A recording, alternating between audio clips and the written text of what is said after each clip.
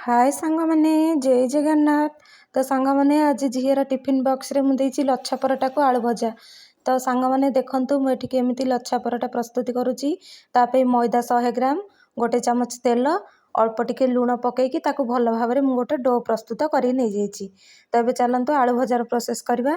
तो ये देखते सांग मैंने मु आलू गोटे बड़ आलू काटिकी नहीं जाइए। आउ से गोटे गोटे पियाज रु फाड़े फाड़े पियाज से चुन चुन करके काटिकी पकई देछि।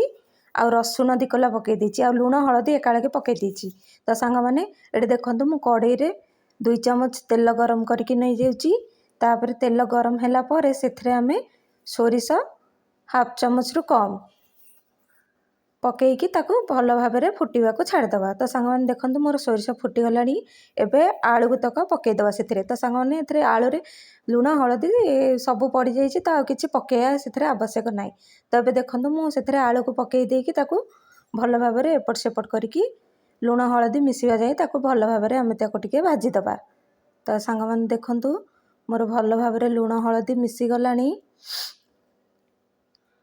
एबे कौन करिया सांग मैंने तापर ताकू गोटे प्लेट पकईदबा घोड़ेदबा। तो सांग मैंने ताकू 10 मिनट आम सीझापी छाड़देवा। तो घोड़ेदबा 10 मिनट रखीदे सी ता भितर आलू सीझीज। तो सांग मैंने एबे चलतु आम देखा आमर जो मैदा डो प्रस्तुत करथिले से केमती देखा। एबे देखंतु सांग मैंने मोर भजा प्रस्तुत हो गला। देखंतु केमती लुकटा देखा जाउछि।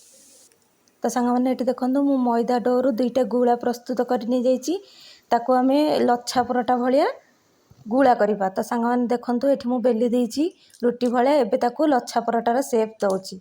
तो सांग मैंने ताकू एपट सेपट करके लोचा करके नहीं जाइए। एबे ताकू आम गुड़ेदबा। तो गुड़े देवा भल भाव देखंतु मु को प्रोसेस रे लच्छा पराठा को गुड़ोछि। आपण से प्रोसेस रे लच्छा पराठा को करेंगे। तो सांग मैंने देखंतु मु एपरी गुड़े देइछि। एबे ताकू आम मैदा टिके पकईकी ताकू भल भाव में बेली दवा सांग मैंने।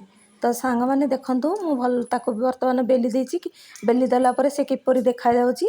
एबे सांग मैंने तावा बसई दवा। तावा गरम हबा परे आमे बेली थिबा मैदा रुटी को सेथरे पकई दवा।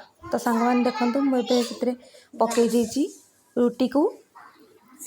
तो देखो सांग मैंने एपटे को लेउटे देली तल पट पाचिगला। तो एपट को लेउटे देली। तो दी पट साइड को टिके पाचिबा जाए एपट सेपट करके लेउटा लेउटी करदबा। तापर आम से गोटे चामच तेल पकईदबा। तेल पकई सारा पर सांग मैंने ताकू भल भाव में एपट सेपट करके पाचिबा जाए ताकू एपट सेपट करदबा जेमती टिके कंचा रहिबनी सांग मैंने। वर्तमान आमर प्रस्तुत हो गला लच्छा पराठा।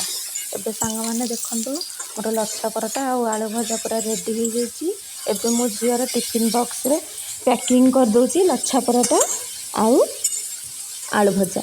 तो सांग मैंने जहाँ को भल लगिला से लाइक शेयर सब्सक्राइब करेंगे। तो सांग मैंने रही जय जगन्नाथ।